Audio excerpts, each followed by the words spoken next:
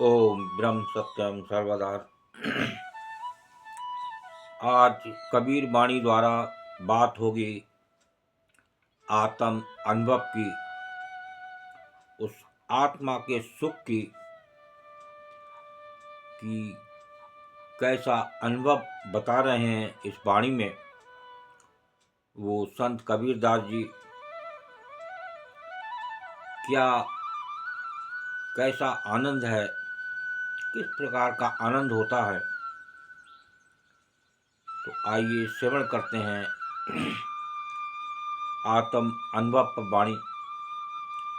एक संत कबीरदास जी का क्या विचार है। आत्म अनुभव सुख की, आत्म अनुभव सुख की, जो कोई बूझे बात,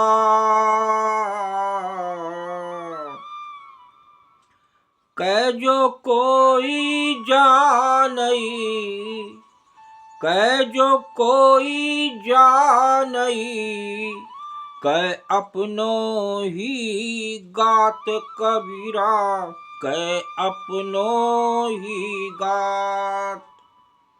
आत्म अनुभव सुखी, जो कोई बूझे बात, कह जो कोई जानई, कह अपनो ही गात। यदि कोई आत्म प्राप्ति का सुख क्या है ये जानना चाहे तो इस सुख को कोई नहीं बता सकता। ये ऐसा सुख होता है और ये होता है परम सुख। वो आत्मसत्ता, वो प्रभु की सत्ता, जिसके लिए ये जीव ये अनमोल चोला मिला। कहाँ से आया कहाँ नर जाए, कौन तेरो मुकाम, मंगत सार विचारना, मानुष जन्म का काम।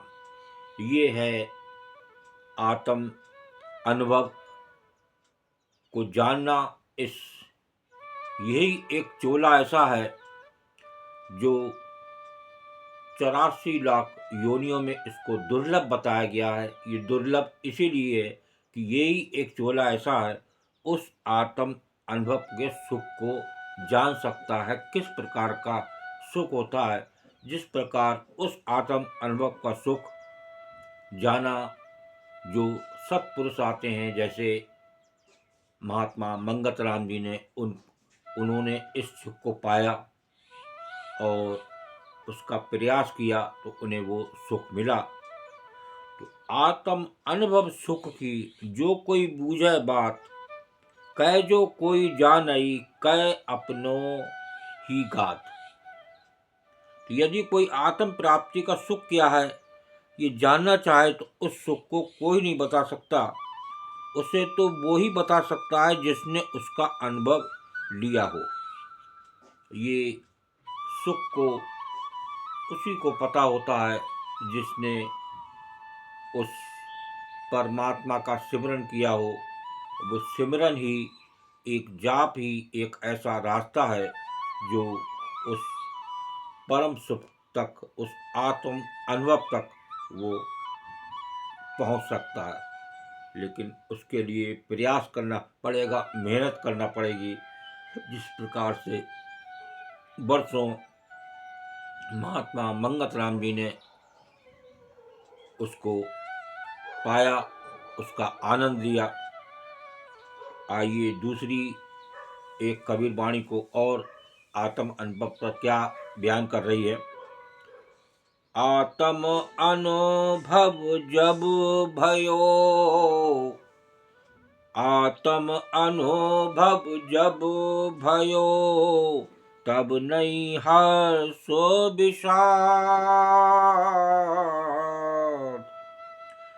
चित्रदीप सम है रहे, चित्रदीप सम है रहे, तज करि बाद विवाद कबीरा, तज करे बाद विवाद। आत्म अनुभव जब भयो तब नहीं हर्ष विवाद। चित्रदीप सम है रहे, तज कर याद विवाद।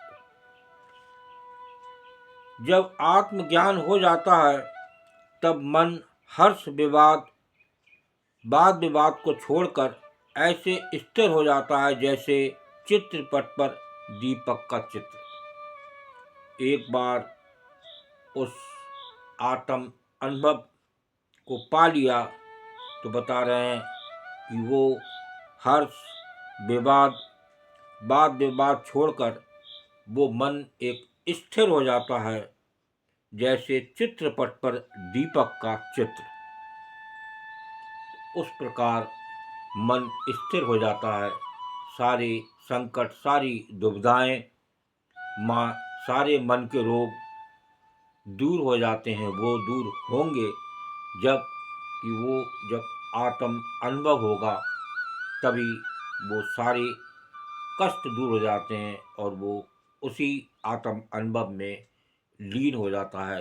उसके लिए ज़रूरत है सिमरन की, उसके लिए ज़रूरत है उस जाप की, उसके लिए ज़रूरत है शास्त्रों की। तो जब और एक बहुत बड़ा आनंद मिलता है सत्संग से, उस सत्संग से ज्ञान आता है और उस ज्ञान से वो हल्के हल्के उस जप के द्वारा, उस प्रभु के सिमरन के द्वारा उस प्रभु तक, उस आत्म अनुभव तक में आ सकता है। ओम ब्रह्म सत्यम सर्वदा। दास की कबीर वाणी अच्छी लगी हो तो जरूर शेयर करें।